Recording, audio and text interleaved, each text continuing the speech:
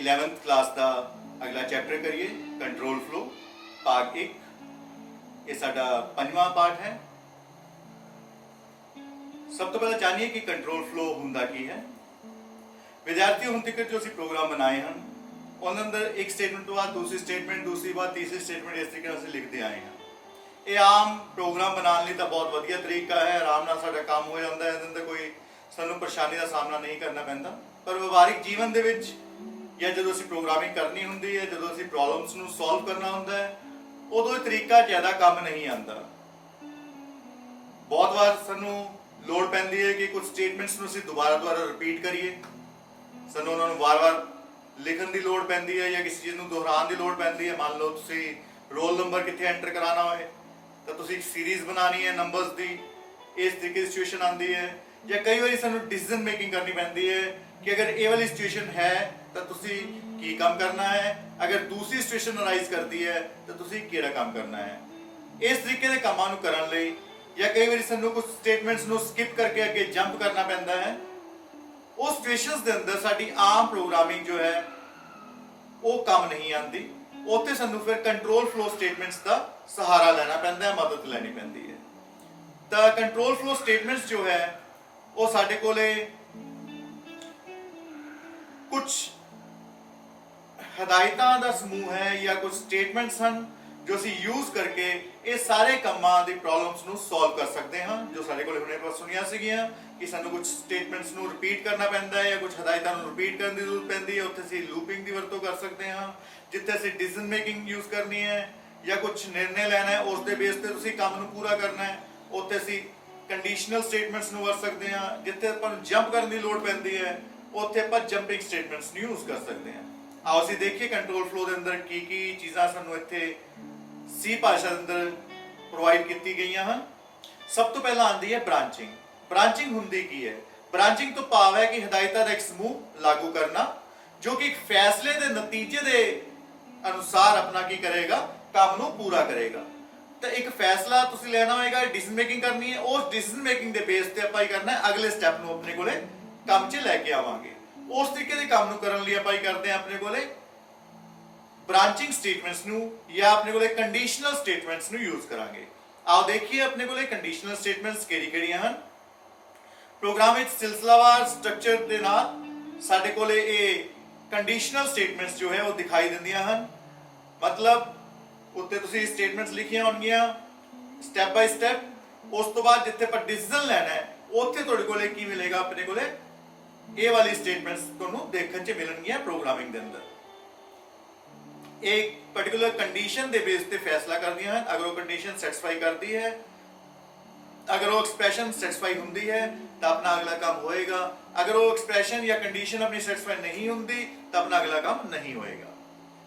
आओ देखिए अपने लिए कंडीशनल या डिसीजन मेकिंग स्टेटमेंट्स केड़ी-केड़ी अपने लिए सी भाषा प्रोवाइड कर दी है। सब तो पहला है इफ कंडीशन या इफ स्टेटमेंट, सेकंड है इफ एल्स, तीसरी है इफ एल्स इफ, तो चौथी है अपने कोले स्विच स्टेटमेंट। अगली जो कंट्रोल फ्लो अपने को प्रोवाइड कर दी चीज वो है लूपिंग। लूपिंग की है विद्यार्थियों? लूपिंग तो भाव है कि अगर तुसी कुछ स्टेटमेंट्स नू या ग्रुप ऑफ स्टेटमेंट्स नू अपने प्रोग्राम के अंदर बार-बार रिपीट करना है या दोहराना है, बजाय कि आपां उन्हां नू दोबारा लिखिए, आपां उस स्टेटमेंट्स नू या ग्रुप ऑफ स्टेटमेंट्स नू या हदायतां नू कित्थे पा सकते हैं? अपने कोले लूपिंग के अंदर पा सकते हैं। तो लूपिंग एक पर्टिकुलर कंडीशन के बेस पे चलती है। जो तक वो कंडीशन अपने लिए सैटिस्फाई करती रहती है उस तक अपना लूप जो है वो अपना चलता रहेगा। तो अपनी कंडीशंस के बेस पे अपनी जी स्टेटमेंट्स है वो अपनी लागू होंदियां रहनगियां, वो काम करदियां रहनगियां। जदों वो सिचुएशन अपने कोले या जदों एक्सप्रेशन अपने कोले डिससैटिस्फाई होगी उदों अपने कोले लूप बंद हो जाएगा। तो जी स्टेटमेंट्स हैं वो अपनियां काम करनियां की कर दिंदियां, बंद कर दिंदियां। तो अपना कंट्रोल जो है वो लूप चों बाहर आ जाता है। तो इस तरीके का काम जिथे आपां कुछ काम नू बार-बार रिपीट करना होए या दोहराना होए उसनूं आपां कित्थे पा सकते हैं? अपने कोले लूपिंग की सहायता नाल यूज कर सकते हैं। आओ देखिए अपने कोले किहड़े-किहड़े लूप्स अपने कोले सी भाषा प्रोवाइड कर दी है। सब तो पहला एक बेसिक लूप है अपने कोले फॉर लूप, अगला लूप है अपने कोले व्हाइल लूप, फिर अपने कोले है डू व्हाइल लूप। ये तीन तरीके के लूप्स हैं जो कि साडे कोले लूपिंग सी भाषा के अंदर अपने कोले दिंदी है। अगली चीज है अपने कोले जंपिंग। ਜੰਪਿੰਗ ਦੀ ਸਿਚੁਏਸ਼ਨ ਅਰਾਈਜ਼ ਕਰਦੀ ਹੈ ਜਦੋਂ ਅਸੀਂ ਇੱਕ ਪੁਆਇੰਟ ਤੋਂ ਜਾਂ ਇੱਕ ਥਾਂ ਤੋਂ ਦੂਸਰੀ ਥਾਂ ਉੱਤੇ ਆਪਣੇ ਕੋਲੇ ਪ੍ਰੋਗਰਾਮ ਦੇ ਅੰਦਰ ਜਾਂ ਪ੍ਰੋਗਰਾਮ ਸਟਰਕਚਰ 'ਚ ਕੀ ਕਰਨਾ ਹੋਏ, ਜੰਪ ਕਰਨਾ ਹੋਏ। ਇਹੋ ਜਿਹੀ ਸਿਚੁਏਸ਼ਨ ਦੇ ਅੰਦਰ ਜੰਪਿੰਗ ਦੀ ਲੋੜ ਪੈਂਦੀ ਹੈ ਜਦੋਂ ਆਪਾਂ ਕੁਝ ਚੀਜ਼ਾਂ ਨੂੰ ਸਕਿਪ ਕਰਕੇ ਜਾਂ ਕੁਝ ਚੀਜ਼ਾਂ ਨੂੰ ਆਪਾਂ ਵਾਰ-ਵਾਰ ਰਿਪੀਟ ਕਰਵਾਉਣ ਲਈ ਉੱਪਰ ਦੁਬਾਰਾ ਜੰਪ ਕਰਨਾ ਹੈ ਜਾਂ ਅੱਗੇ ਜੰਪ ਕਰਨਾ ਹੈ। ਇਸ ਤਰੀਕੇ ਦੇ ਕੰਮ ਨੂੰ ਕਰਨ ਲਈ ਆਪਣੇ ਕੋਲੇ ਜੰਪਿੰਗ ਸਟੇਟਮੈਂਟਸ ਦੀ ਆਪਾਂ ਨੂੰ ਲੋੜ ਪੈਂਦੀ ਹੈ। ਜੰਪਿੰਗ ਸਟੇਟਮੈਂਟਸ ਕਿਹੜੀਆਂ ਹਨ? ਸਭ ਤੋਂ ਪਹਿਲੇ ਆਉਂਦੀ ਹੈ ਬ੍ਰੇਕ ਸਟੇਟਮੈਂਟ, ਉਸ ਤੋਂ ਬਾਅਦ ਆਉਂਦੀ ਹੈ ਆਪਣੇ ਕੋਲੇ ਕੰਟੀਨਿਊ ਸਟੇਟਮੈਂਟ, ਤਾਂ ਅਗਲੀ ਹੈ ਆਪਣੇ ਕੋਲੇ ਗੋ ਟੂ ਸਟੇਟਮੈਂਟ। ਇਹ ਤਿੰਨ ਅਲੱਗ-ਅਲੱਗ ਜੰਪਿੰਗ ਵਾਸਤੇ ਆਪਾਂ ਸਟੇਟਮੈਂਟਸ ਨੂੰ ਵਰਤਾਂਗੇ। ਆਓ ਸਭ ਤੋਂ ਪਹਿਲਾਂ ਅਸੀਂ ਦੇਖੀਏ ਡਿਸੀਜਨ ਮੇਕਿੰਗ ਸਟੇਟਮੈਂਟਸ। ਹੁਣ ਆਪਾਂ ਡਿਸੀਜਨ ਮੇਕਿੰਗ ਸਟੇਟਮੈਂਟਸ ਦੇਖੀਆਂ ਸੀਗੀਆਂ ਕਿ ਡਿਸੀਜਨ ਮੇਕਿੰਗ ਸਟੇਟਮੈਂਟਸ ਆਪਣੇ ਕੋਲੇ ਚਾਰ ਤਰੀਕੇ ਦੀ ਸੀ: if statement, if else statement, if else if statement ਅਤੇ ਸਵਿਚ ਸਟੇਟਮੈਂਟ। ਆਓ ਇਹਨਾਂ ਬਾਰੇ ਅਸੀਂ ਜਾਣਕਾਰੀ ਹਾਸਲ ਕਰੀਏ ਇੱਕ ਇੱਕ ਕਰਕੇ ਕਿ ਇਹ ਕੀ ਕੰਮ ਕਰਦੀਆਂ, ਕਿਸ ਤਰੀਕੇ ਨਾਲ ਲਿਖਣਾ ਹੈ, ਕੀ ਇਹਨਾਂ ਦਾ ਸਿੰਟੈਕਸ ਹੈ ਲਿਖਣ ਦਾ, ਅਤੇ ਕਿਸ ਤਰੀਕੇ ਨਾਲ ਆਪਣੇ ਕੋਲੇ ਪ੍ਰੋਗਰਾਮਿੰਗ ਦੇ ਅੰਦਰ ਕਿਸ ਸਿਚੁਏਸ਼ਨ ਦੇ ਅੰਦਰ ਆਪਾਂ ਯੂਜ਼ ਕਰ ਸਕਦੇ ਹਾਂ। ਆਓ ਸਭ ਤੋਂ ਪਹਿਲਾਂ ਦੇਖੀਏ ਆਪਣੇ ਕੋਲੇ ਸਿੰਪਲ ਸਟੇਟਮੈਂਟ ਜੋ ਕਿ ਇਫ ਸਟੇਟਮੈਂਟ ਹੈ। ਇਫ ਸਟੇਟਮੈਂਟ ਦੇ ਅੰਦਰ ਹੁੰਦਾ ਕੀ ਹੈ? ਆਪਣੇ ਕੋਲੇ ਇਫ ਸਟੇਟਮੈਂਟ ਜੋ ਹੈ ਉਸ ਦਾ ਇਸਤੇਮਾਲ ਜਿਸ ਸਥਿਤੀ ਦੇ ਅੰਦਰ ਕੀਤਾ ਜਾਂਦਾ ਹੈ ਜਿੱਥੇ ਤੁਸੀਂ ਡਿਸੀਜਨ ਦੇ ਬੇਸ ਤੇ ਜਾਂ ਕੋਈ ਨਿਰਣੇ ਦੇ ਬੇਸ ਤੇ ਪਾਈ ਕਰਨੀ ਹੈ ਆਪਣੇ ਕੋਲੇ ਆਪਣੇ ਕੰਮ ਨੂੰ ਪੂਰਾ ਕਰਨਾ ਹੈ। ਅਗਰ ਉਹ ਜਿਹੜੀ ਡਿਸੀਜਨ ਹੈ ਜਾਂ ਜੋ ਐਕਸਪ੍ਰੈਸ਼ਨ ਦਿੱਤੀ ਗਈ ਹੈ ਅਗਰ ਉਹ ਸੈਟੀਸਫਾਈ ਕਰਦੀ ਹੈ ਤਾਂ ਆਪਣਾ ਕੰਮ ਹੋਏਗਾ। ਅਗਰ ਉਹ ਐਕਸਪ੍ਰੈਸ਼ਨ ਜਾਂ ਕੰਡੀਸ਼ਨ ਆਪਣੇ ਕੋਲੇ ਡਿਸਸੈਟੀਸਫਾਈਡ ਹੈ ਤਾਂ ਆਪਣਾ ਕੰਮ ਨਹੀਂ ਹੋਏਗਾ, ਤੁਸੀਂ ਅਗਲੇ ਕੰਮ ਤੇ ਪਹੁੰਚ ਜਾਓਗੇ। ਵਿਦਿਆਰਥੀਓ ਆਓ ਅਸੀਂ ਇਫ ਸਟੇਟਮੈਂਟ ਬਾਰੇ ਜਾਣਕਾਰੀ ਹਾਸਲ ਕਰੀਏ। ਇਫ ਸਟੇਟਮੈਂਟ ਦਾ ਸਿੰਟੈਕਸ ਕੀ ਹੁੰਦਾ ਹੈ, ਤਾਂ ਕੰਟਰੋਲ ਫਲੋ ਕਿਸ ਤਰੀਕੇ ਨਾਲ ਇਹਦੇ ਅੰਦਰ ਕੰਮ ਕਰਦਾ ਹੈ। ਸਭ ਤੋਂ ਪਹਿਲਾਂ ਦੇਖੀਏ ਫਲੋ ਚਾਰਟ ਨੂੰ। ਫਲੋ ਚਾਰਟ ਦੇ ਅੰਦਰ ਕੀ ਹੈ ਕਿ ਆਪਣੇ ਕੋਲੇ ਕੰਡੀਸ਼ਨ ਲਗਾਈ ਹੈ ਤੁਸੀਂ ਡਾਇਨਾਮਿਕ ਬਾਕਸ ਦੇ ਅੰਦਰ। ਅਗਰ ਉਹ ਕੰਡੀਸ਼ਨ ਜਾਂ ਉਹ ਐਕਸਪ੍ਰੈਸ਼ਨ ਆਪਣੇ ਕੋਲੇ ਸੈਟੀਸਫਾਈ ਕਰੇਗੀ ਤਾਂ ਆਪਣਾ ਅਗਲਾ ਕੰਮ ਹੋਏਗਾ। ਅਗਰ ਉਹ ਕੰਡੀਸ਼ਨ ਜਾਂ ਐਕਸਪ੍ਰੈਸ਼ਨ ਆਪਣੇ ਕੋਲੇ ਸੈਟੀਸਫਾਈ ਨਹੀਂ ਹੁੰਦੀ ਤਾਂ अपना अगला काम नहीं होएगा, तो स्टेटमेंट जो है नहीं चलेगी। अपना कंट्रोल जो है इफ स्टेटमेंट तो निकल के नीचे वाली स्टेटमेंट पे आ जाएगा जो अगले काम नू करने लिए तुसी लगाई हुई है। आओ इसका सिंटैक्स देखिए।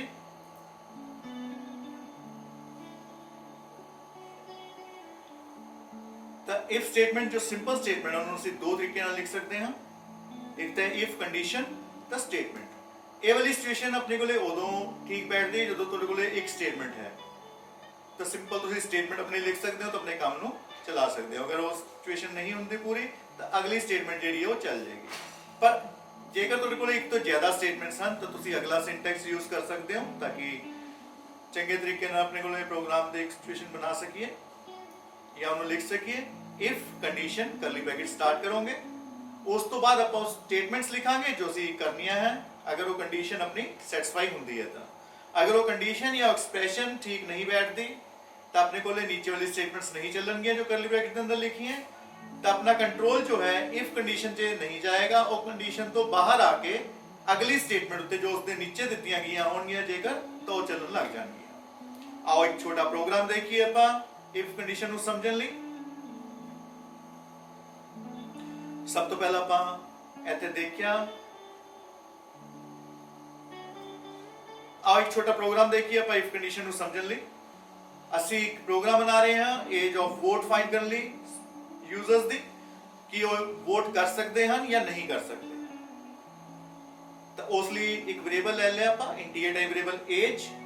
ਇਸ ਦੇ ਅੰਦਰ ਆਪਾਂ ਇਨਪੁਟ ਕਰਾਤੀ ਐਂਟਰ ਯੋਰ ਏਜ। ਇੱਕ ਮੈਸੇਜ ਆ ਜਾਏਗਾ ਸਕਰੀਨ ਦੇ ਉੱਪਰ, ਉਸ ਦੇ ਅੰਦਰ ਯੂਜ਼ਰ ਨੇ ਇਨਪੁਟ ਕਰਾਣਾ ਹੈ। ਸਕੈਨਰ ਦੇ ਅੰਦਰ %d ਏਜ ਐਂਟਰ ਕਰਵਾ ਲਈ ਆਪਾਂ।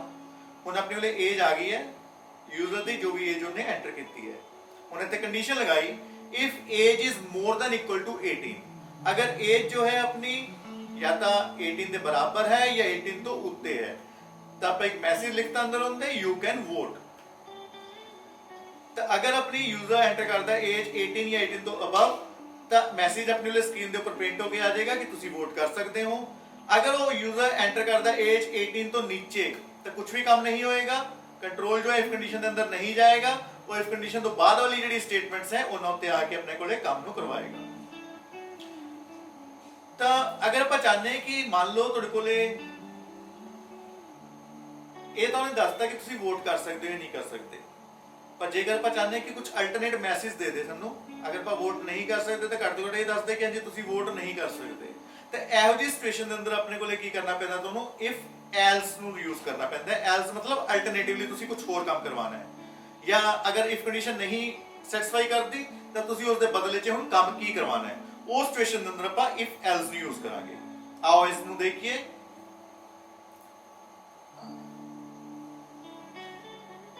इफ एल्स द सिंटैक्स जो है, इफ कंडीशन, अगर वो कंडीशन सेटिस्फाई करेगी या एक्सप्रेशन सेटिस्फाई करेगी तो अपनी स्टेटमेंट 1 रन करेगी। अदरवाइज अगर वो कंडीशन या एक्सप्रेशन जो ऊपर दी है तुसी उसनु सेटिस्फाई नहीं करता प्रोग्राम, तब या जिहड़ी वैल्यू तुसी एंटर की है तब अपने लिए केड़ी स्टेटमेंट राइज करेगी, स्टेटमेंट 2। आओ इसका एक फ्लो चार्ट देखिए। तुसी कंडीशन लगाई या एक्सप्रेशन लगाई, अगर वो ट्रू है तो स्टेटमेंट 1 रन करेगी, अगर वो ट्रू नहीं है तो स्टेटमेंट 2 रन करेगी।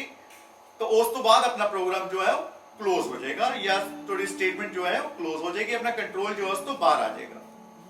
एक प्रोग्राम बना के देखांगे इसका इफ एल्स स्टेटमेंट दा। ਆਪਾਂ ਦੋ ਨੰਬਰਸ ਨੂੰ ਕੰਪੇਅਰ ਕਰ ਰਹੇ ਹਾਂ, a ਤਾਂ b। ਤੁਸੀਂ ਦੋ ਵੇਰੀਏਬਲ ਲੈ ਲਏ, integer a integer b। a ਦਿਨ ਦਾ ਵੈਲਿਊ ਡਾਲਤੀ 5, b ਦਿਨ ਦਾ ਵੈਲਿਊ ਡਾਲਤੀ 7। ਆਪਾਂ ਕੰਪੇਅਰ ਕੀਤਾ if a is more than b, अगर a ਵੱਡਾ ਹੈ b ਤੋਂ ਤਾਂ ਕੀ ਕਰਦੇ, a is greater ਪ੍ਰਿੰਟ ਕਰਦੇ। ਅਦਰਵਾਈਜ਼ else ਚ ਆਪਾਂ ਕਰਤਾ b is greater। ਹੁਣ ਇਸ ਸਿਚੁਏਸ਼ਨ ਦੇ ਅੰਦਰ ਆਪਣੇ ਕੋਲੇ a ਦੀ ਵੈਲਿਊ ਜੋ ਹੈ ਛੋਟੀ ਹੈ ਤਾਂ ਇਫ ਕੰਡੀਸ਼ਨ ਵਾਲੀ ਸਿਚੁਏਸ਼ਨ ਜਿਹੜੀ ਹੈ ਉਹ ਆਪਣੇ ਕੋਲੇ ਸੈਟੀਸਫਾਈ ਨਹੀਂ ਕਰੇਗੀ। ਇਫ ਐਕਸਪ੍ਰੈਸ਼ਨ ਜਾਂ ਇਫ ਕੰਡੀਸ਼ਨ ਜੋ ਹੈ ਉਸ ਨੂੰ ਜਦੋਂ ਚੈੱਕ ਕਰੇਗਾ ਤਾਂ ਉਹ ਉੱਥੇ ਵੈਲਿਊ ਜਿਹੜੀ ਆਏਗੀ ਆਪਣੇ ਕੋਲੇ ਕੀ ਆਏਗੀ, ਫਾਲਸ ਆਏਗੀ। ਤਾਂ ਆਪਾਂ ਕਿੱਥੇ ਜੰਪ ਕਰ ਜਾਾਂਗੇ, ਆਪਣਾ ਕੰਟਰੋਲ ਕਿੱਥੇ ਜੰਪ ਕਰ ਜਾਏਗਾ, else ਚ। else ਚ ਆਪਣੇ ਕੋਲੇ ਕੀ ਮਿਲਿਆ, b is greater। ਤਾਂ ਆਪਣੇ ਕੋਲੇ ਸਕਰੀਨ ਦੇ ਉੱਪਰ ਪ੍ਰਿੰਟ ਹੋ ਜਾਏਗਾ b is greater। ਠੀਕ ਹੈ। आओ देखिए कि कई बार अपने सिचुएशन होती है कि ਆਪਾਂ ਇੱਕ ਤੋਂ ਜ਼ਿਆਦਾ ਕੰਡੀਸ਼ਨਸ ਨੂੰ ਚੈੱਕ ਕਰਨਾ ਹੁੰਦਾ ਹੈ। ਇੱਕ ਤੋਂ ਜ਼ਿਆਦਾ ਆਪਣੇ ਕੋਲੇ ਵੈਲਿਊਜ਼ ਨੂੰ ਚੈੱਕ ਕਰਨ ਲਈ, ਇੱਕ ਤੋਂ ਜ਼ਿਆਦਾ ਕੰਡੀਸ਼ਨਸ ਨੂੰ, ਐਕਸਪ੍ਰੈਸ਼ਨਸ ਨੂੰ ਚੈੱਕ ਕਰਨ ਲਈ ਆਪਣੇ ਕੋਲੇ ਕੀ ਲਗਾਉਂਦੇ ਆਪਾਂ, ਇਫ ਐਲਸ ਇਫ। ਅਗਰ ਇਫ ਨਹੀਂ ਚੱਲੀ ਤਾਂ ਉਸ ਦੇ ਬਦਲੇ ਕੀ ਚੱਲੇ, ਐਲਸ ਇਫ ਵਾਲੀ ਕੰਡੀਸ਼ਨ ਚੈੱਕ ਕਰੇ। ਤੁਸੀਂ ਐਲਸ ਇਫ ਕਿੰਨੀ ਮਰਜ਼ੀ ਵਾਰੀ ਲਗਾ ਸਕਦੇ ਹੋ, ਲਾਸਟ 'ਚ ਕੀ ਲੱਗੇਗੀ, ਐਲਸ। ਤਾਂ ਮੰਨ ਲਓ ਆਪਣੇ ਕੋਲੇ ਜਿਹੜੀ ਪ੍ਰੋਗਰਾਮਿੰਗ ਤੁਸੀਂ ਕੀਤੀ ਹੈ, ਜੋ ਪ੍ਰੋਗਰਾਮ ਤੁਸੀਂ ਬਣਾ ਰਹੇ ਹੋ ਉਸ ਦੇ ਅੰਦਰ ਐਕਸਪ੍ਰੈਸ਼ਨ 1 ਲਗਾਈ। ਅਗਰ ਐਕਸਪ੍ਰੈਸ਼ਨ 1 ਆਪਣੇ ਕੋਲੇ ਸੈਟੀਸਫਾਈ ਹੁੰਦੀ ਹੈ ਤਾਂ ਤੁਹਾਡੇ ਕੋਲੇ ਸਟੇਟਮੈਂਟ 1 ਰਨ ਕਰੇਗੀ। ਅਦਰਵਾਈਜ਼ ਤੁਸੀਂ ਚੈੱਕ ਕਰੋਗੇ ਐਕਸਪ੍ਰੈਸ਼ਨ 2 ਨੂੰ। ਅਗਰ ਐਕਸਪ੍ਰੈਸ਼ਨ 2 ਚੈੱਕ ਕਰਦੇ ਹੋਏ ਠੀਕ ਬੈਠਦੀ ਹੈ ਪ੍ਰੋਗਰਾਮਿੰਗ ਦੇ ਅੰਦਰ, ਜਾਂ ਕੰਟਰੋਲ ਜਿਹੜਾ ਉਹਨੂੰ ਜਦੋਂ ਚੈੱਕ ਕਰਦਾ ਉਹ ਸੈਟੀਸਫਾਈ ਹੁੰਦਾ ਹੈ, ਉਸ ਦੇ ਅੰਦਰ ਵੈਲਿਊ ਜਿਹੜੀ ਹੈ ਟਰੂ ਆਉਂਦੀ ਹੈ ਤਾਂ ਤੁਹਾਡੇ ਕੋਲੇ ਸਟੇਟਮੈਂਟ 2 ਰਨ ਕਰੇਗੀ। ਅਦਰਵਾਈਜ਼ ਤੁਸੀਂ ਐਕਸਪ੍ਰੈਸ਼ਨ 3 ਅਗਰ ਲਗਾਈ ਹੈ ਤਾਂ ਐਕਸਪ੍ਰੈਸ਼ਨ 3 ਨੂੰ ਚੈੱਕ ਕਰੋਗੇ, ਸਟੇਟਮੈਂਟ 3 ਰਨ ਕਰੇਗੀ। ਅਗਰ ਮੰਨ ਲਓ ਉੱਪਰ ਵਾਲੀ ਕੋਈ ਵੀ ਸਿਚੁਏਸ਼ਨ ਜਿਹੜੀ ਹੈ ਉਹ ਸੈਟੀਸਫਾਈ ਨਹੀਂ ਹੁੰਦੀ, अगर ऊपर वाली कोई भी स्टेटमेंट जो तुसी लगाई है, अगर ऊपर वाली कोई भी स्टेटमेंट जो तुसी लगाई है अगर ठीक नहीं बैठती, कंडीशन सेटिस्फाई नहीं होती, तो अपने वाले की चलेगा, एल्स स्टेटमेंट चलेगी। आओ इसका सिंटैक्स देखिए। इफ एक्सप्रेशन 1, अगर एक्सप्रेशन 1 सही है तो की चलेगा, स्टेटमेंट 1। अदरवाइज अपना कंट्रोल जंप कर जाएगा सेकंड कंडीशन चेक करने लिए, आप चेक करांगे एक्सप्रेशन 2। अगर एक्सप्रेशन 2 सही बैठती है तो अपने वाले स्टेटमेंट 2 रन करेगी। अदरवाइज की होएगा, अगर दोनों एक्सप्रेशंस ठीक नहीं होंदियां, सेटिस्फाई नहीं होंदियां, तो अपने वाले कंट्रोल जो है एल्स च आ जाएगा, तो एल्स वाली स्टेटमेंट अपने कोले रन होएगी। आओ कंट्रोल फ्लो दे अंदर इसनु देखिए। सब तो पहले उसकी कंडीशन चेक की एक्सप्रेशन 1 दी, अगर उस ठीक बैठती है तो अपना कंट्रोल कितने आ गया, स्टेटमेंट 1 दे अंदर। अपनी स्टेटमेंट 1 रन होगी तो अपना प्रोग्राम एंड हो जाएगा। उस तो बाद अगर ए फॉल्स आती है वैल्यू, एक्सप्रेशन 2 च आवांगे, उसकी कंडीशन चेक होएगी। अगर वो ठीक है तो ट्रू आ गई, स्टेटमेंट 2 रन कर जाएगा। उस तो बाद अपना प्रोग्राम क्लोज हो जाएगा, एंड हो जाएगा। अगर ये दोनों कंडीशन सेटिस्फाई नहीं करती हैं, फॉल्स आती हैं, तो एक्सप्रेशन 2 तो बाद अपने वाले की आएगा, एल्स स्टेटमेंट। एल्स स्टेटमेंट की वैल्यू जी रन होएगी, जो भी स्टेटमेंट तुसी अंदर देती है, उस तो बाद अपना प्रोग्राम जो है बंद हो जाएगा। आओ एक प्रोग्राम देखिए। मान लो अपने लिए कई सिचुएशन होती है कि ਆਪਾਂ ਇੱਕ ਤੋਂ ਜ਼ਿਆਦਾ ਕੰਡੀਸ਼ਨਸ ਨੂੰ ਚੈੱਕ ਕਰਨਾ ਹੈ, ਤਾਂ ਤੁਸੀਂ ਇੱਥੇ ਪ੍ਰੋਗਰਾਮ ਬਣਾਇਆ ਤਿੰਨ ਵੈਲਿਊਜ਼ ਨੂੰ ਚੈੱਕ ਕਰਨ ਲਈ, A B ਤੇ C। ਇਹ ਗੱਲ ਦਾ ਧਿਆਨ ਰੱਖਿਓ ਵਿਦਿਆਰਥੀ, ਜਦੋਂ ਆਪਾਂ ਦੋ ਕੰਡੀਸ਼ਨਸ ਅਲੱਗ-ਅਲੱਗ ਚੈੱਕ ਕਰਨੀਆਂ ਇੱਕੋ ਹੀ ਜਗ੍ਹਾ ਉੱਤੇ, ਤਾਂ ਉੱਥੇ ਤੁਸੀਂ ਆਪਣੇ ਕੋਲੇ ਲੌਜੀਕਲ ਆਪਰੇਟਰਸ ਦੀ ਵਰਤੋਂ ਕਰਦੇ ਹੋ, ਐਂਡ ਆਪਰੇਟਰ, ਔਰ ਆਪਰੇਟਰ ਅਤੇ ਨਾਟ ਆਪਰੇਟਰ। ਹੁਣ ਐਂਡ ਆਪਰੇਟਰ ਨੂੰ ਜਦੋਂ ਆਪਾਂ ਯੂਜ਼ ਕਰਦੇ ਹਾਂ, ਐਂਡ ਆਪਰੇਟਰ ਦਾ ਮਤਲਬ ਕੀ ਸੀਗਾ ਕਿ ਜਦੋਂ ਦੋਨੋਂ ਕੰਡੀਸ਼ਨਸ ਠੀਕ ਹੋਣ, ਉਹਨਾਂ ਦਾ ਆਨਸਰ ਕੀ ਆਏਗਾ, ਟਰੂ ਆਏਗਾ, ਤਾਂ ਆਪਣਾ ਕੰਮ ਹੋਏ, ਅਦਰਵਾਈਜ਼ ਨਾ ਹੋਏ। ਅਗਰ ਐਂਡ ਆਪਰੇਟਰ ਦੇ ਅੰਦਰ ਦੋਨਾਂ ਚ ਕੋਈ ਕੰਡੀਸ਼ਨ ਜਿਹੜੀ ਹੈ ਤੁਹਾਡੀ ਫਾਲਸ ਬੈਠਦੀ ਹੈ, ਤਾਂ ਆਪਣੇ ਕੋਲੇ ਆਨਸਰ ਕੀ ਆਉਂਦਾ, ਉਸਦਾ ਫਾਲਸ ਆਉਂਦਾ ਹੈ। ਅਗਰ ਦੋਨੋਂ ਫਾਲਸ ਹੁੰਦੀਆਂ ਤਾਂ ਵੀ ਆਨਸਰ ਫਾਲਸ ਆਉਂਦਾ ਹੈ। ਔਰ ਚ ਇਸ ਤੋਂ ਉਲਟਾ ਹੁੰਦਾ ਹੈ। ਔਰ ਚ ਕੀ ਹੁੰਦਾ ਹੈ ਕਿ ਅਗਰ ਦੋਨਾਂ ਚ ਇੱਕ ਵੀ ਕੰਡੀਸ਼ਨ ਆਪਣੀ ਸੈਟੀਸਫਾਈ ਹੁੰਦੀ ਹੈ ਤਾਂ ਉਸਦਾ ਆਨਸਰ ਉਹ ਟਰੂ ਕਰੇਗਾ। ਅਗਰ ਦੋਨੋਂ ਟਰੂ ਹੈ ਤਾਂ ਵੀ ਟਰੂ ਕਰੇਗਾ, ਅਗਰ ਦੋਨੋਂ ਫਾਲਸ ਹੈ ਉਸੇ ਸਿਚੁਏਸ਼ਨ ਦੇ ਅੰਦਰ ਉਹ ਫਾਲਸ ਦਿੰਦਾ ਹੈ। तो जो ਆਪਾਂ ਇਫ ਕੰਡੀਸ਼ਨ ਲਗਾਣੀ ਹੈ ਆਪਾਂ ਦੋ ਨੰਬਰਸ ਨੂੰ ਕੰਪੇਅਰ ਕਰ ਰਹੇ ਹਾਂ, ਦੋ ਕੰਡੀਸ਼ਨਸ ਨੂੰ ਕੰਪੇਅਰ ਕਰ ਰਹੇ ਹਾਂ, a more than b, ਤੇ ਇੱਥੇ ਆਪਾਂ ਐਂਡ ਆਪਰੇਟਰ ਦੀ ਵਰਤੋਂ ਕਰਾਂਗੇ ਤਾਂ ਕਿ ਅਗਰ ਦੋਨੋਂ ਕੰਡੀਸ਼ਨਸ ਟਰੂ ਹਨ ਤਾਂ ਆਪਣਾ ਕੰਮ ਕਰੇ, ਅਦਰਵਾਈਜ਼ ਆਪਣਾ ਕੰਮ ਨਾ ਕਰੇ। ਤਾਂ ਤੁਸੀਂ ਇੱਥੇ ਕੰਡੀਸ਼ਨ ਲਗਾਈ if a is more than b and a is more than c, ਅਗਰ a ਵੱਡਾ ਹੈ b ਤੋਂ ਤਾਂ a ਵੱਡਾ ਹੈ c ਤੋਂ, ਅਗਰ ਦੋਨੋਂ ਕੰਡੀਸ਼ਨ ਦੇ ਅੰਦਰ a ਵੱਡਾ ਹੋਏਗਾ ਤਾਂ ਆਪਣਾ ਕੰਮ ਹੋਏਗਾ, ਅਦਰਵਾਈਜ਼ ਕੰਮ ਨਹੀਂ ਹੋਏਗਾ। ਤੇ ਇੱਥੇ ਆਪਣੇ ਵਾਲੇ ਪ੍ਰਿੰਟ ਕਰਤਾ ਆਪਾਂ a is greater, ਅਦਰਵਾਈਜ਼ ਆਪਾਂ ਇੱਕ ਸੈਕੰਡ ਕੰਡੀਸ਼ਨ ਚੈੱਕ ਕਰ ਲਈ b is more than a and b is more than c, ਅਗਰ b ਵੱਡਾ ਹੈ a ਤੋਂ ਤਾਂ b ਵੱਡਾ ਹੈ c ਤੋਂ, ਅਗਰ ਦੋਨੋਂ ਕੰਡੀਸ਼ਨਸ ਆਪਣੇ ਵਾਲੇ ਟਰੂ ਰਿਟਰਨ ਕਰਦੀਆਂ ਹਨ ਤਾਂ ਆਪਣਾ ਕੰਮ ਹੋਏਗਾ, ਤਾਂ b is greater ਪ੍ਰਿੰਟ ਹੋ ਜਾਏਗਾ, ਅਦਰਵਾਈਜ਼ ਆਪਣਾ ਕੰਮ ਨਹੀਂ ਹੋਏਗਾ। ਆਪਾਂ ਅਗਲੇ ਕੰਟਰੋਲ ਤੇ ਜੰਪ ਕਰ ਜਾਵਾਂਗੇ। ਤਾਂ ਅੱਗੇ ਕੀ ਆਪਣੇ ਕੋਲੇ ਐਲਸ ਇੱਕੋ ਸਿਚੁਏਸ਼ਨ ਬਚੀ ਸੀ ਆਪਣੇ ਕੋਲੇ, ਤਾਂ ਆਪਾਂ ਪ੍ਰਿੰਟ ਕਰਾਤਾ c is greater। ਤੇ ਇਸ ਤਰੀਕੇ ਨਾਲ ਆਪਾਂ ਇੱਕ ਤੋਂ ਜ਼ਿਆਦਾ ਕੰਡੀਸ਼ਨਸ ਨੂੰ ਚੈੱਕ ਕਰਨ ਲਈ ਇਫ ਐਲਸ ਨੂੰ ਯੂਜ਼ ਕਰ ਸਕਦੇ ਹਾਂ। ਅਗਲੀ ਡਿਸੀਜਨ ਮੇਕਿੰਗ ਸਟੇਟਮੈਂਟ ਹੈ ਸਾਡੇ ਕੋਲੇ ਸਵਿਚ ਸਟੇਟਮੈਂਟ।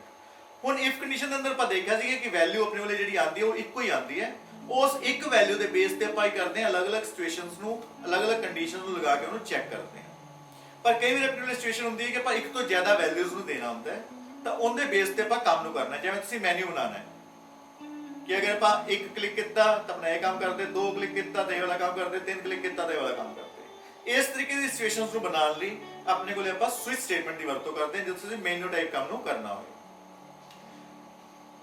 ਤੇ ਇਸ ਦੇ ਅੰਦਰ ਆਪਣੇ ਕੋਲੇ ਇੱਕ ਕੀਵਰਡ ਯੂਜ਼ ਕੀਤਾ ਜਾਂਦਾ ਹੈ ਕੇਸ। ਇੱਥੇ ਤੁਸੀਂ ਅਲੱਗ-ਅਲੱਗ ਕੇਸਿਸ ਬਣਾਓਗੇ, ਕੇਸ 1, ਕੇਸ 2, ਕੇਸ 3। ਇਸ ਦੇ ਅੰਦਰ ਜੋ ਵੈਲਿਊ ਆਪਣੇ ਕੋਲੇ ਐਂਟਰ ਕਰਨੀ ਹੁੰਦੀ ਹੈ ਉਹ ਤੁਹਾਡੇ ਕੋਲੇ ਹੋਲ ਨੰਬਰ ਹੋਏਗੀ, ਇੰਟੀਜਰ ਟਾਈਪ ਹੋ ਸਕਦੀ ਹੈ, ਬਾਈਟ ਹੋ ਸਕਦੀ ਹੈ, ਸ਼ਾਰਟ ਹੋ ਸਕਦੀ ਹੈ, ਲੌਂਗ ਹੋ ਸਕਦੀ ਹੈ, ਜਾਂ ਆਪਣੇ ਕੋਲੇ ਕਰੈਕਟਰ ਟਾਈਪ ਐਕਸਪ੍ਰੈਸ਼ਨ ਵੀ ਹੋ ਸਕਦੀ ਹੈ। ਤਾਂ ਇਹ ਐਕਸਪ੍ਰੈਸ਼ਨ ਦੇ ਵਿੱਚੋਂ ਦੀ ਇੱਕ ਆਪਣੇ ਕੋਲੇ ਵੈਲਿਊਜ਼ ਦੇ ਵਿੱਚੋਂ ਦੀ ਕੋਈ ਵੀ ਤੁਸੀਂ ਵੈਲਿਊ ਬਾਹਰੋਂ ਦੀ ਇਨਪੁਟ ਕਰਵਾ ਸਕਦੇ ਹੋ ਆਪਣੇ ਕੋਲੇ ਮੈਨੂਅਲ ਟਾਈਪ ਸਿਚੁਏਸ਼ਨ ਨੂੰ ਬਣਾਉਣ ਲਈ। ਤਾਂ ਉਸ ਤਰੀਕੇ ਦੇ ਬੇਸ ਤੇ ਆਪਾਂ ਫਿਰ ਕੀ ਕਰਾਂਗੇ, ਕੇਸਿਸ ਬਣਾਵਾਂਗੇ, ਕੇਸਿਸ 'ਚ ਉਹੀ ਵੈਲਿਊਜ਼ ਨੂੰ ਦਵਾਂਗੇ, ਤਾਂ ਉਸ ਬੇਸ ਤੇ ਆਪਣੇ ਕੋਲੇ ਕੰਡੀਸ਼ਨਸ ਕੀ ਹੁੰਦੀਆਂ ਚੈੱਕ ਕੀਤੀ ਜਾਂਦੀਆਂ। ਆਓ ਇਸ ਦਾ ਇੱਕ ਸਿੰਟੈਕਸ ਦੇਖੀਏ। ਸਵਿਚ ਐਕਸਪ੍ਰੈਸ਼ਨ ਮਤਲਬ ਇੱਥੇ ਜੋ ਵੀ ਤੁਸੀਂ ਵੈਲਿਊ ਬਾਹਰੋਂ ਦੀ ਇਨਪੁਟ ਕਰਾਣੀ ਹੈ ਉਹ ਪੱਥੇ ਦਵਾਂਗੇ, ਉਸ ਦੇ ਬੇਸ ਤੇ ਆਪਾਂ ਲਗਾਵਾਂਗੇ ਕੇਸ। ਹੁਣ ਕੇਸ ਵੈਲਿਊ 1 ਕੁਝ ਵੀ ਜੋ ਵੀ ਤੁਸੀਂ ਬਾਹਰੋਂ ਐਕਸਪ੍ਰੈਸ਼ਨ ਟਾਈਪ ਦੀ ਵੈਲਿਊ ਲਿਖਤੀ ਹੈ ਉਸ ਟਾਈਪ ਦਾ ਅਸੀਂ ਕੇਸ ਇੱਥੇ ਡਿਵੈਲਪ ਕਰਾਂਗੇ। ਅਗਰ ਉਹ ਸੈਟੀਸਫਾਈ ਹੁੰਦਾ ਹੈ ਤਾਂ ਤੁਹਾਡੇ ਕੋਲ ਸਟੇਟਮੈਂਟ 1 ਰਨ ਕਰੇਗੀ, ਉਸ ਤੋਂ ਆਪਾਂ ਬ੍ਰੇਕ ਕਰਕੇ ਉਹਨੂੰ ਬਾਹਰ ਆ ਸਕਦੇ ਹਾਂ ਸਵਿਚ ਸਟੇਟਮੈਂਟ ਤੋਂ। ਅਦਰਵਾਈਜ਼ ਉਹ ਕੇਸ 2 ਚੈੱਕ ਕਰੇਗਾ, ਅਗਰ ਸੈਟੀਸਫਾਈ ਨਹੀਂ ਹੁੰਦਾ ਪਹਿਲਾ ਕੇਸ ਦਾ, ਕੇਸ 2 ਦੀ ਸਟੇਟਮੈਂਟ ਜਿਹੜੀ ਹੈ ਉਹ ਰਨ ਕਰੇਗੀ, ਬ੍ਰੇਕ ਹੋ ਕੇ ਆਪਾਂ ਸਵਿਚ ਤੋਂ ਬਾਹਰ ਆ ਜਾਵਾਂਗੇ। ਇਸੇ ਤਰੀਕੇ ਨਾਲ ਆਪਾਂ case 3, case 4, case 5 any number of cases ਤੁਸੀਂ ਲਗਾ ਸਕਦੇ ਹੋ। ਲਾਸਟ ਜੋ ਇੱਥੇ ਜਿਵੇਂ ਆਪਾਂ ਇਫ ਦੇ ਅੰਦਰ ਐਲਸ ਯੂਜ਼ ਕੀਤਾ ਸੀ, ਇੱਥੇ ਆਪਾਂ ਯੂਜ਼ ਕਰਦੇ ਹਾਂ ਡਿਫਾਲਟ। ਮੰਨ ਲਓ ਉੱਤੇ ਵਾਲੇ ਕੋਈ ਵੀ ਕੇਸਿਸ ਜਿਹੜੇ ਉਹ ਸੈਟੀਸਫਾਈ ਨਹੀਂ ਹੁੰਦੇ ਤਾਂ ਅਲਟੀਮੇਟਲੀ ਤੁਹਾਡਾ ਕੀ ਚੱਲੇਗਾ, ਡਿਫਾਲਟ ਵਾਲਾ ਕੇਸ ਚੱਲੇਗਾ। ਤਾਂ ਉਹ ਆਪਣੇ ਕੋਲੇ ਜੋ ਵੀ ਉਸ ਦੇ ਅੰਦਰ ਕੰਮ ਕੀਤਾ ਹੋਇਆ ਉਹ ਆਪਣਾ ਸਕਰੀਨ ਦੇ ਉੱਪਰ ਤੁਹਾਡੇ ਕੋਲੇ ਪ੍ਰੋਡਿਊਸ ਕਰ ਦੇਗਾ। ਸਭ ਤੋਂ ਪਹਿਲਾਂ ਤੁਸੀਂ ਬਾਹਰੋਂ ਵੈਲਿਊ ਲਿੱਤੀ, ਬਾਹਰੋਂ ਵੈਲਿਊ ਲੈਣ ਤੋਂ ਬਾਅਦ ਆਪਾਂ ਪਹਿਲੀ ਕੇਸ ਨੂੰ ਚੈੱਕ ਕਰਾਂਗੇ, ਅਗਰ ਉਹ ਕੇਸ ਸੈਟੀਸਫਾਈ ਹੁੰਦਾ ਤਾਂ ਸਟੇਟਮੈਂਟ 1 ਰਨ ਕਰ ਜਾਏਗਾ, ਬ੍ਰੇਕ ਹੋ ਕੇ ਆਪਾਂ ਨੀਚੇ ਬਾਹਰ ਆ ਜਾਵਾਂਗੇ। ਇਸ ਤਰੀਕੇ ਆਪਾਂ ਅਗਰ ਫਾਲਸ ਹੈ ਸੈਕੰਡ ਕੇਸ ਚੈੱਕ ਕਰੇਗਾ, ਸੈਕੰਡ ਕੇਸ ਅਗਰ ਸੈਟੀਸਫਾਈ ਹੁੰਦਾ ਹੈ, ਟਰੂ ਹੈ, ਤਾਂ ਆਪਣੇ ਕੋਲੇ ਸੈਕੰਡ ਕੰਡੀਸ਼ਨ ਜਿਹੜੀ ਸਟੇਟਮੈਂਟ ਉਹ ਚੱਲ ਜਾਏਗੀ, ਉਸ ਤੋਂ ਆਪਾਂ ਬਾਹਰ ਆ ਜਾਵਾਂਗੇ ਬ੍ਰੇਕ ਕਰਕੇ। ਥਰਡ ਕੇਸ, ਫੋਰਥ ਕੇਸ, ਐਵੇਂ ਆਪਣੇ ਕੋਲੇ ਅਲਟੀਮੇਟਲੀ ਤੁਸੀਂ ਕਿੰਨੇ ਵੀ ਕੇਸਿਸ ਨੂੰ ਚੈੱਕ ਕਰ ਸਕਦੇ ਹੋ। ਲਾਸਟ ਆਪਣੇ ਕੋਲੇ ਕੀ ਅਗਰ ਕੋਈ ਵੀ ਕੇਸ ਠੀਕ ਨਹੀਂ ਹੈ ਤਾਂ ਕੀ ਚੱਲੇਗਾ ਤੁਹਾਡੇ ਕੋਲੇ ਡਿਫਾਲਟ ਚੱਲਣ ਤੋਂ ਬਾਅਦ ਆਪਣਾ ਪ੍ਰੋਗਰਾਮ ਜੋ ਹੈ ਕੰਟਰੋਲ ਬਾਹਰ ਆ ਜਾਏਗਾ ਸਵਿਚ ਤੋਂ। ਆਓ ਇੱਕ ਪ੍ਰੋਗਰਾਮ ਦੇਖੀਏ। ਮੰਨ ਲਓ ਤੁਸੀਂ ਵੀਕਡੇ ਐਂਟਰ ਕਰਨਾ ਹੈ ਤਾਂ ਤੁਸੀਂ ਫਾਈਂਡ ਕਰਨਾ ਹੈ ਕਿ ਕਿਹੜਾ ਦਿਨ ਹੈ ਆਪਣੇ ਕੋਲੇ ਹਫਤੇ ਦਾ। ਮੰਨ ਲਓ ਇੱਕ ਐਂਟਰ ਕਰਦੇ ਹੋ ਤਾਂ ਸੰਡੇ ਆ ਜਾਏ, ਦੋ ਐਂਟਰ ਕਰਦੇ ਹੋ ਮੰਡੇ ਆ ਜਾਏ, ਤਿੰਨ ਐਂਟਰ ਕਰਦੇ ਹੋ ਟਿਊਜ਼ਡੇ ਆ ਜਾਏ। ਇਸ ਤਰੀਕੇ ਦਾ ਭਾਈ ਬਣਾਉਣਾ ਹੈ ਪ੍ਰੋਗਰਾਮ। ਤੇ ਇੱਥੇ ਇੰਟੀਜਰ ਡੇਟ ਇੱਕ ਵੇਰੀਏਬਲ ਲੈ ਲਿਆ, ਆਪਾਂ ਐਂਟਰ ਕਰਤਾ ਆਪਣੇ ਕੋਲੇ ਮੈਸੇਜ ਕਿ ਐਂਟਰ ਅ ਵੀਕਡੇ। ਤੁਸੀਂ ਕੋਈ ਵੀ ਹਫਤੇ ਦਾ ਦਿਨ ਐਂਟਰ ਕਰੋ, 1 2 3 4, ਠੀਕ ਹੈ। ਸਵਿਚ ਦੇ ਅੰਦਰ ਆਪਾਂ ਡੇ ਦੀ ਵੈਲਿਊ ਨੂੰ ਐਂਟਰ ਕਰ ਲਿਆ ਐਜ਼ ਐਕਸਪ੍ਰੈਸ਼ਨ। ਹੁਣ ਆਪਾਂ ਕੇਸ ਬਣਾਵਾਂਗੇ ਕੇਸ 1। ਅਗਰ ਕੇਸ 1 ਹੁੰਦਾ ਤਾਂ ਪ੍ਰਿੰਟ ਕੀ ਕਰਤਾ, ਸੰਡੇ, ਬ੍ਰੇਕ ਕਰਤਾ ਤਾਂ ਕਿ ਇਹ ਸਵਿਚ ਤੋਂ ਬਾਹਰ ਆ ਜਾਏ, ਉਸ ਤੋਂ ਕਰਲੀ ਬ੍ਰੈਕਟ ਨੂੰ ਕਲੋਜ਼ ਕਰ ਦੋਗੇ। ਸੈਕੰਡ ਕੇਸ ਲਗਾਓਗੇ ਕੇਸ 2, ਉੱਥੇ ਆਪਾਂ ਲਿਖਤਾ ਮੰਡੇ, ਬ੍ਰੇਕ ਕਰਤਾ, ਉਸ ਤੋਂ ਬਾਹਰ ਆ ਗਏ, ਕਰਲੀ ਬ੍ਰੈਕਟ ਲਗਾਤੀ है, बंद करता है इसमें। थर्ड केस लगाता, फोर्थ केस लगाता है, सो ऑन अपने वाले अलग-अलग दिन वास्ते सैटरडे तक ਤੁਸੀਂ ਕੇਸ ਲਗਾਓਗੇ। ਉਸ ਤੋਂ ਬਾਅਦ ਆਪਾਂ ਡਿਫਾਲਟ ਲਿਖ ਦਾਂਗੇ not a weekday। ਹੁਣ ਇਸ ਪ੍ਰੋਗਰਾਮ ਜਦੋਂ ਆਪਾਂ ਰਨ ਕਰਦੇ ਆ, ਮੰਨ ਲਓ ਤੁਸੀਂ ਇੱਕ ਐਂਟਰ ਕੀਤਾ ਤਾਂ ਆਪਣੇ ਕੋਲੇ ਸੰਡੇ ਦੇ ਦੇਗਾ। ਅਗਰ ਹਫਤੇ ਦਾ ਕੋਈ ਵੀ ਦਿਨ ਐਂਟਰ ਕਰਦੇ ਹੋ ਦੇ ਜਾਏਗਾ ਤੁਹਾਨੂੰ। ਪਰ ਅਗਰ ਤੁਸੀਂ 10 ਐਂਟਰ ਕਰਤਾ, 10 ਤਾਂ ਵੀਕਡੇ ਦੇ ਅੰਦਰ ਨਹੀਂ ਹੁੰਦਾ, 7 ਡੇਜ਼ ਤੱਕ ਹੀ ਹੁੰਦੇ ਵੀਕ ਤਾਂ 10 ਅਗਰ ਐਂਟਰ ਕਰਦੇ ਹੋ ਆਪਣੇ ਕੋਲੇ ਡਿਫਾਲਟ 'ਚ ਜਾਏਗਾ।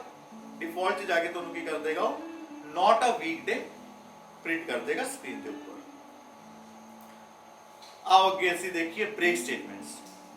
ब्रेक स्टेटमेंट्स आपां देखिया सीगा जंपिंग स्टेटमेंट दे अंदर। ब्रेक स्टेटमेंट करदी है कि हुण जिवें असीं स्विच दे अंदर देखिया सीगा कि जदों अपना केस 1 रन हो गया, आपां चाहते केस 2 भी रन हो जाए, केस 3 भी रन होए, केस 4 भी रन होए। आपां चाहते जदों आपां 1 नंबर एंटर किया तो आपां सिर्फ केस 1 नूं चलाना चाहते हैं, उस तो बाद अपना कंट्रोल जिहड़ा स्विच तो बाहर आ जाए। तो उस सिचुएशन के अंदर आपां नूं की लगाना पैंदा है, ब्रेक स्टेटमेंट्स नूं यूज करना पैंदा है। या कई बार अपने लिए सिचुएशन होंदी है फॉर लूप्स के अंदर भी, लूप के अंदर भी कई बार सिचुएशन अराइज करती है कि तुसीं पर्टिकुलर कंडीशन के बेस पे अपने कोले की करना है, आपां लूप तो बाहर आना है। ते एहो जी कंडीशन नूं फुलफिल करने लिए आपां करते हैं ब्रेक स्टेटमेंट की वरतों नूं करते हैं। आओ असीं इसदा एक प्रोग्राम देखिए। मान लो तुसीं इत्थे एक प्रोग्राम बनाया कि आपां नंबर्स एंटर करवाने हैं बाहरों के यूजर तो, जदों तक वो -1 एंटर नहीं करता उस को नंबर एक्सेप्ट करता रहे, उसका टोटल करते रहिए तो उसकी एवरेज फाइंड करनी है। हुण आपां एक मैसेज देता एंटर नंबर -1 टू एंड, मतलब असीं एंड करना चाहते हैं प्रोग्राम तो तुहानूं -1 एंटर करना पड़ेगा। एक वाइल लूप लगाता, वाइल 1 दा मतलब होंदा ट्रू, मतलब हमेशा ट्रू ही रहेगा, तो अपना प्रोग्राम चलता ही रहेगा, लूप चलता ही रहेगा। लूप जो है अपने को अगले पार्ट के अंदर है, हुणे सिर्फ तुसीं प्रोग्राम देख लो। अगले पार्ट च आपां इन्हां नूं चंगी तरह डिस्क्रिप्टिव वे के अंदर स्टडी करांगे कि लूप्स चलते किवें है, किवें इन्हां ते काम करना है। हुण वाइल 1 मतलब वाइल ट्रू, जब तक ट्रू है उस तक लूप चलता रहेगा। तुसीं अपने कोले एंटर करा लिया यूजर तो वैल्यू %a। हुण जिहड़ा a दे अंदर वैल्यू आई है आपां नूं कंपेयर कीता इफ कंडीशन दे अंदर, इफ a इक्वल टू -1, अगर वो यूजर ने -1 तो नहीं एंटर करता, आपां नूं चेक करांगे। अगर -1 एंटर किया तो उत्थे अपना लूप ब्रेक कर दे, बंद कर दे, तो अपना कंट्रोल की आ जाएगा, लूप तो बाहर आ जाएगा, वाइल लूप तो बाहर आ जाएगा। अगर नहीं उन्हें -1 एंटर किया, उन्हें कोई पॉजिटिव वैल्यू एंटर की है 10 20 30 कुछ भी वैल्यू एंटर की है, तो वो करेगा sum equal to sum plus a, वो सम के अंदर उसकी वैल्यू नूं ऐड करके पा देगा। एवं अपना फिर तो लूप चलेगा, एक सेकंड नंबर एंटर कराओगे ए दे अंदर, फिर उन्होंने चेक किया जाएगा कि -1 तो है नहीं, फिर उन्होंने सम के अंदर ऐड करा देंगे। अगर मान लो यूजर ने -1 एंटर करता तो अपना लूप उत्थे ही बंद हो जाएगा, ब्रेक करके वो की करेगा, लूप तो बाहर आ जाएगा। तो लूप तो बाहर अपने को की पिया है printf total marks, total marks अपने को स्क्रीन पे प्रिंट हो जाएंगे। उस तो पर एवरेज फाइंड की है, एवरेज निकल के अपने को स्क्रीन के ऊपर प्रिंट हो जाएगी, तो अपना प्रोग्राम बंद हो जाएगा। इस तरीके नाल आपां कर सकते हैं ब्रेक दे नाल, इस तरीके नाल आपां ब्रेक का इस्तेमाल कर सकते हैं। आओ देखिए आपां कंटिन्यू स्टेटमेंट नूं। कंटिन्यू भी अपने को जंपिंग स्टेटमेंट दा एक स्टेटमेंट सी। कंटिन्यू स्टेटमेंट का काम की होंदा है कि आपां चाहते एक पर्टिकुलर सिचुएशन के अंदर जदों कंडीशन अराइज करती है तो अपना लूप की करे वापस कंटिन्यूटी के अंदर ऊपर चला जाए, अगली स्टेटमेंट्स नो ना करे। मान लो लूप के अंदर कुछ और स्टेटमेंट्स भी नीचे सीगियां, आपां उन्हां नूं नहीं करवाना चाहते। जदों अपने कोले वो सिचुएशन जिहड़ी आपां या वो कंडीशन जो सी कंटिन्यू वास्ते लगाई है, अगर वो सैटिस्फाई हुंदी है तो वापस कित्थे चला जाए, लूप च चला जाए, तो लूप वापस की होएगा अपने कोले कंटिन्यूटी के अंदर चलता रहेगा। वो अगे वाली स्टेटमेंट्स नूं की कर देगा, वो स्किप कर देगा। ਇਹੋ ਜਿਹੀ ਸਿਚੁਏਸ਼ਨਸ ਨੂੰ ਆਪਾਂ ਕਰਨ ਲਈ ਕੀ ਕਰਦੇ ਆ, ਆਪਣੇ ਕੋਲੇ ਕੰਟੀਨਿਊ ਸਟੇਟਮੈਂਟ ਦੀ ਵਰਤੋਂ ਕਰਦੇ ਆ। ਆਓ ਇੱਕ ਪ੍ਰੋਗਰਾਮ ਦੇ ਰਾਹੀਂ ਇਹਨੂੰ ਦੇਖੀਏ। ਮੰਨ ਲਓ ਤੁਸੀਂ ਸਿਰਫ ਪੋਜ਼ਿਟਿਵ ਨੰਬਰਸ ਨੂੰ ਹੀ ਐਡ ਕਰਨਾ ਹੈ, ਨੈਗੇਟਿਵ ਨੰਬਰਸ ਨੂੰ ਐਡ ਨਹੀਂ ਕਰਨਾ। ਉਹਦੇ ਲਈ ਆਪਾਂ ਕੀਤਾ ਇੱਕ ਫॉर ਲੂਪ ਲਗਾਇਆ, 1 ਤੋਂ ਲੈ ਕੇ 5 ਤੱਕ ਵੈਲਿਊਜ਼ ਨੂੰ ਐਂਟਰ ਕਰਾਉਣ ਲਈ। ਤਾਂ ਆਪਾਂ ਇੱਥੇ ਲੂਪ ਲਗਾ ਰਹੇ ਹਾਂ, a ਸਟਾਰਟਿੰਗ ਕੀਤੀ ਆਪਾਂ 0 ਤੋਂ, a less than 5, मतलब 0 तो 5 तक कितने हो गए, less than 5 तक 5 टाइम अपना लूप चलेगा। a प्लस प्लस करता ताकि वो इंक्रीमेंट करता रहे a दी वैल्यू ਨੂੰ। लूप ਦੇ ਅੰਦਰ ਕੀ ਕਰਾਂਗੇ, ਆਪਾਂ ਐਂਟਰ ਕਰਾ ਰਹੇ ਨੰਬਰ scanf %num, ਨਮ ਦੇ ਅੰਦਰ ਆਪਣੇ ਕੋਲ ਵੈਲਿਊ ਆ ਗਈ, ਨੰਬਰ ਆਪਣੇ ਕੋਲ ਐਂਟਰ ਕਰਾ ਲਿਆ। ਹੁਣ ਇਹ ਨਮ ਨੂੰ ਆਪਾਂ ਕੰਪੇਅਰ ਕਰਾਂਗੇ ਕਿ ਇਹ ਨੰਬਰ ਜਿਹੜਾ ਬਾਹਰੋਂ ਦੇ ਐਂਟਰ ਕਰ ਰਹੇ ਹਾਂ ਨੈਗੇਟਿਵ ਤਾਂ ਨਹੀਂ ਹੈ। ਹੁਣ ਇੱਥੇ ਆਪਾਂ ਕੰਡੀਸ਼ਨ ਦੇਖੀ, if num is less than 0, अगर नम लेस देन 0 है तो मतलब नंबर की है नेगेटिव है। अगर वो नंबर नेगेटिव है तो की करोगे तुसी प्रिंट कर दोगे you entered a number negative number. तो उस तो भाई कर देंगे कंटिन्यू, कंटिन्यू मतलब वापस इस कंट्रोल जेड़ा वापस ऊपर चला जाएगा लूप के अंदर, तो अगला नंबर फिर अपने को एंटर कराएगा। अगर वो नंबर नेगेटिव नहीं होता, लेस देन 0 नहीं होता, तो की करांगे अपन नीचे आ जाएंगे। नीचे अपने को लूप के अंदर की पिया sum equal to sum plus num, मतलब सम के अंदर उन्होंने ऐड कर देगा। एवं सो ऑन 5 बारी अपना लूप चलेगा। अगर तुसी नेगेटिव नंबर करते हो तो सम नहीं होएगा, अपना कंट्रोल वापस ऊपर चला जाएगा लूप के अंदर, वापस ऊपर जाके करेगा वो अपने को नेक्स्ट नंबर एंटर करवाएगा। हुण तुसी इस सिचुएशन में देखोगे कि जदों अपने को काम हो रहा है ते लूप बार-बार चलिया, 5 बारी इन्हें नंबर एंटर कराए, जो नेगेटिव नंबर सीगा उन्हें स्किप करता, ਉਸ ਤੋਂ ਬਾਅਦ ਜਦੋਂ ਆਪਣਾ ਪੂਰਾ ਲੂਪ ਹੋ ਗਿਆ 5 ਵਾਰੀ ਚੱਲ ਗਿਆ ਤਾਂ ਆਪਣਾ ਕੰਟਰੋਲ ਜਿਹੜਾ ਲੂਪ ਤੋਂ ਬਾਹਰ ਆ ਜਾਏਗਾ, ਉੱਥੇ ਆਪਣੇ ਕੋਲ ਪ੍ਰਿੰਟ ਹੋ ਜਾਏਗਾ sum of positive number equal to this. ਆਪਣੇ ਕੋਲ ਜਿੰਨੇ ਵੀ ਨੰਬਰ ਐਂਟਰ ਕਰਾਏ ਸੀ ਉਹਨਾਂ ਦਾ ਸਮ ਕਰਕੇ ਟੋਟਲ ਕਰਕੇ ਆਪਣੇ ਕੋਲੇ ਆਨਸਰ ਉਹਦਾ ਦੇ ਦੇਗਾ। ਉਸ ਤੋਂ ਬਾਅਦ ਆਪਣਾ ਪ੍ਰੋਗਰਾਮ ਐਂਡ ਹੋ ਜਾਏਗਾ। ਤਾਂ ਪਿਆਰੇ ਵਿਦਿਆਰਥੀਓ, ਇਹ ਤੁਹਾਡਾ ਕੰਟਰੋਲ ਫਲੋ ਦਾ ਪਹਿਲਾ ਭਾਗ ਸੀ, ਜਿਸ ਦੇ ਅੰਦਰ ਅਸੀਂ ਕੰਡੀਸ਼ਨਲ ਸਟੇਟਮੈਂਟਸ ਅਤੇ ਜੰਪਿੰਗ ਸਟੇਟਮੈਂਟਸ ਨੂੰ ਬਰੀਕੀ ਨਾਲ ਦੇਖਿਆ ਹੈ। ਤੁਸੀਂ ਆਪਣੇ ਲੈਪਟਾਪਸ ਜਾਂ ਆਪਣੇ ਕੰਪਿਊਟਰਸ ਉੱਪਰ ਜਾਂ ਆਪਣੇ ਮੋਬਾਈਲ ਫੋਨਸ ਉੱਪਰ ਇਸ ਪ੍ਰੋਗਰਾਮਸ ਨੂੰ ਰਨ ਕਰਕੇ ਵੀ ਦੇਖ ਸਕਦੇ ਹੋ। ਜਿਵੇਂ ਮੈਂ ਤੁਹਾਨੂੰ ਪਿਛਲੇ ਵੀਡੀਓਜ਼ ਦੇ ਅੰਦਰ ਦਿਖਾਇਆ ਹੈ ਉਹਨੂੰ ਆਨਲਾਈਨ ਕਰਨ ਦਾ ਕੰਮ, ਅਤੇ ਆਪਣੇ ਚੈਪਟਰਸ ਦੇ ਥਰੂ ਇਹਨਾਂ ਨੂੰ ਯਾਦ ਕਰ ਸਕਦੇ ਹੋ, ਬਰੀਫਲੀ ਦੇਖ ਸਕਦੇ ਹੋ ਕਿ ਕਿਸ ਤਰੀਕੇ ਆਪਾਂ ਇਹਨਾਂ ਉੱਤੇ ਕੰਮ ਕਰਨਾ ਹੈ। ਤੁਸੀਂ ਕੁਝ ਹੋਰ ਵੀ ਆਪਣੇ ਪ੍ਰੋਗਰਾਮ ਬਣਾ ਸਕਦੇ ਹੋ ਆਪਣੇ ਆਪ, ਤਾਂ ਕਿ ਤੁਹਾਨੂੰ ਹਰੇਕ ਚੀਜ਼ ਦੀ ਹੋਰ ਨੌਲੇਜ ਹੋ ਸਕੇ, ਆਰਾਮ ਨਾਲ ਤੁਸੀਂ ਇਹਨਾਂ ਉੱਤੇ ਕੰਮ ਕਰ ਸਕੋ। ਤਾਂ ਜੇਕਰ ਤੁਹਾਨੂੰ ਇਹ ਵੀਡੀਓ ਪਸੰਦ ਆਇਆ ਹੈ ਤਾਂ ਤੁਸੀਂ ਇਸ ਵੀਡੀਓ ਨੂੰ ਲਾਈਕ ਕਰ ਸਕਦੇ ਹੋ, ਸ਼ੇਅਰ ਕਰ ਸਕਦੇ ਹੋ ਆਪਣੇ ਵਰਗੇ ਹੋਰ ਵਿਦਿਆਰਥੀਆਂ ਤੱਕ, ਤਾਂ ਕਿ ਇਹ ਵੀਡੀਓ ਪਹੁੰਚ ਸਕੇ, ਤਾਂ ਕਿ ਉਹ ਵੀ ਇਹ ਵੀਡੀਓਜ਼ ਤੋਂ ਲਾਭ ਉਠਾ ਸਕਣ ਇਸ ਲੋਕਡਾਊਨ ਦੇ ਪੀਰੀਅਡ ਦੇ ਅੰਦਰ। ਧੰਨਵਾਦ।